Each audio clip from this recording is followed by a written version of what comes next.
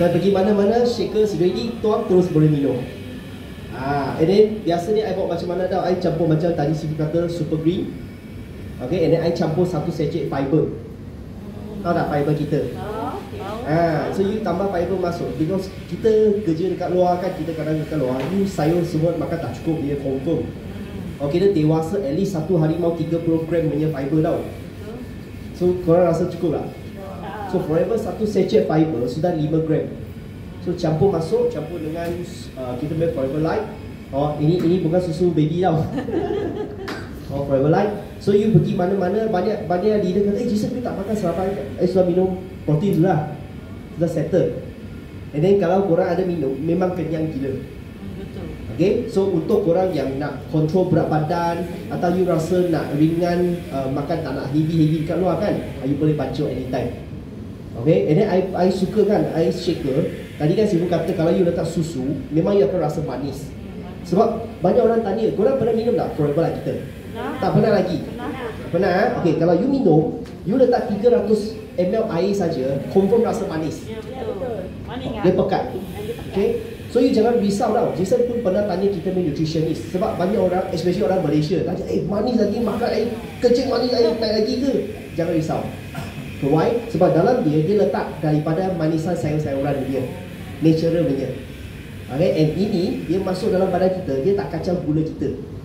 Gula you masih stable punya.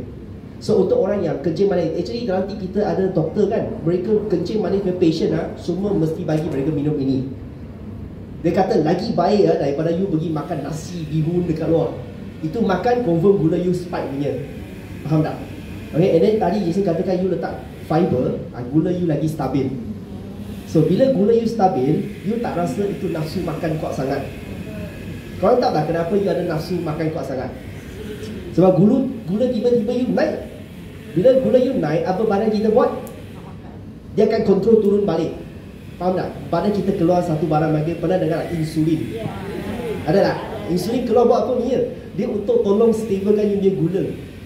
Faham tak? Tapi bila ini naik, dia turun balik, apa yang jadi? Rasa nak makan lagi. So you makan lagi banyak, faham tak? So gula you macam ni naik turun no? Tapi bila you minum ini, dia stable. So you rasa nafsu makan tak tinggi sangat. You makan, you akan pergi makan makanan yang you suka, yang sihat saja. Faham tak? Kenyang, protein. Okay, of course bukan kata 3 meal pun makan inilah. You boleh makan nasi yang you pilih apa yang sesuai untuk badan kita. Okay, dapat tak ini? Okay, and then bila you campur dengan air, I suka 500 satu scoop, rasa dia ngam-ngam. Cun. 500 ml. So biasa I pilih shaker yang 500 ml punya. You sendirilah, you pergi rasa lah. Atau you boleh beli itu air soya, tahu tak air soya?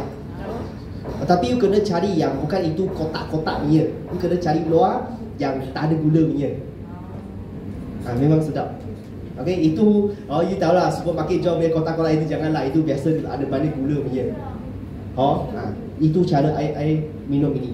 Okay, satu pack biasanya scoop dia besar tau. Scoop 15 scoop.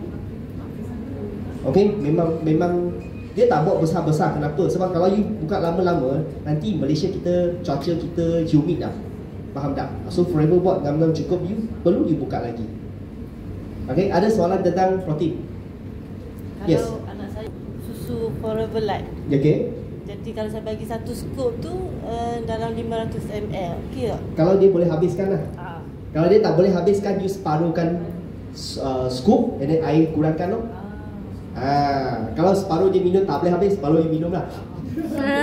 Okay, and then bila you, korang pernah dah minum protein kita, lepas minum dia bawah nampak ada biji-biji putih-putih punya. Ada. Orang ingat pasir tau, aja bukan. Pernah tanya juga, itu adalah dia punya mineral content.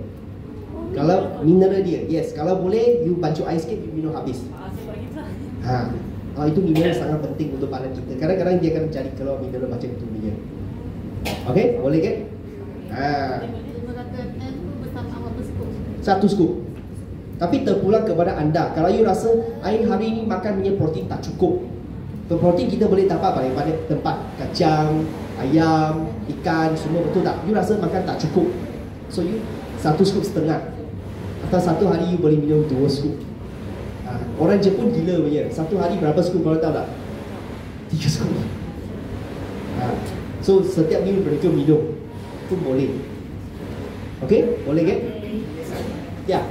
Kita baca belakang, dia satu scoop dia punya kalori, boleh nampak sini, baru 96 kalori. Sangat rendah. So sangat ideal untuk weight management. Kalau untuk wanita, sehari berapa kalori?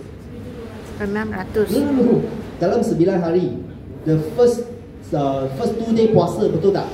Hari ketiga sampai 9, wanita biasa dia 600 kalori.